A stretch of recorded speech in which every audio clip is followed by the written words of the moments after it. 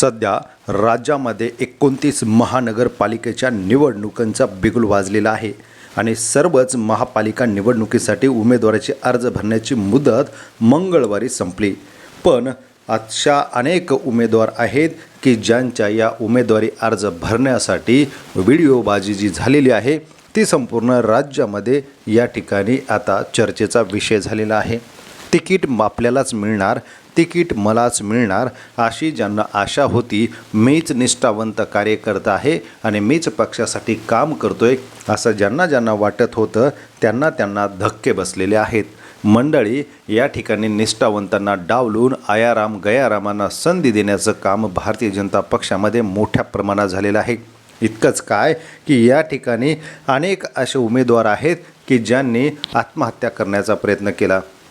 असे अनेक उमेदवार आहेत की ज्यामध्ये छत्रपती संभाजीनगर असेल, या ठिकाणी तर थेट मंत्र्यांना शिवीगाळ करणे, गाडी अडवणे, काळं लावणे आणि त्यांच्या दारासमोर कार्यालयासमोर उपोषणाला बसणे इथपर्यंत भारतीय जनता पक्षामध्ये बंडखोरीचं प्रमाण वाढलेलं आहे।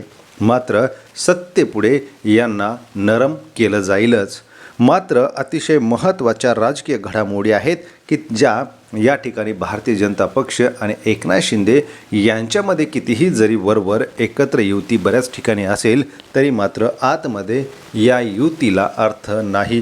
पाडापाडीचं राजकारण आणि फोडाफोडीचं राजकारण, या ठिकाणी महापौर ज्यांचा जास्त नगरसेवक त्यांचाच महापौर बसणार हे फॉर्म्युला आता निश्चित झालेला आहे। अशातच या ठिकाणी एक नगरसेवक महत्त्वाचा असताना अतिशय महत्त्वाची महानगरपालिका आहे ती म्हणजेच मुंबई महानगरपालिका।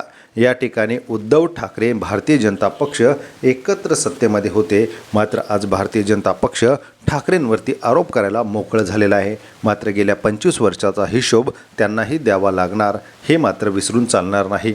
मंडळी, या ठिकाणी पहिल्यांदाच महाराष्ट्र नवनिर्माण सेना आणि उद्धव ठाकरे म्हणजेच ठाकरे बंधू, ज्या मराठी माणसांनी जी स्वप्न पाहिली, ज्या मराठी नेत्यांनी यांना एकत्र येण्यासाठी प्रयत्न केले, त्या नेत्यांचा हा विजय झालेला आहे।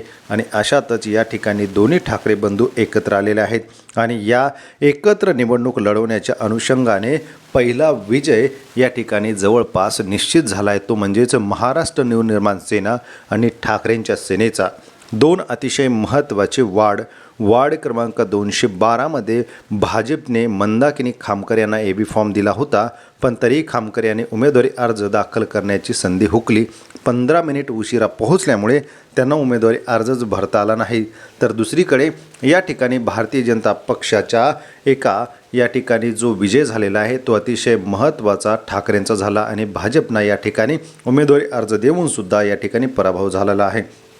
तर दुसरीकडे बाजूचाच वार्ड 211 यामध्ये भाजपने शकील अन्सारी यांना उमेदवारी दिली होती, पण यांच्या कागदपत्राची पूर्तता झाली नाही आणि त्यामुळे यांचा उमेदवारी अर्जच स्वीकारला गेला नाही। मनसेचा विजय झाला सोपा। वार्ड क्रमांक 212 मध्ये मंदाकिनी खामकर यांनी उमेदवारी अर्ज भरायला उशीर केल्याने मनसेचा विजय हा सोपा झालेला आहे। तर याच 211 आणि 212 मधून ठाकरे बंधूंची विजयाची मुहूर्तपेढ रोवली गेल्याची चर्चा सध्या रंगू लागलेली आहे।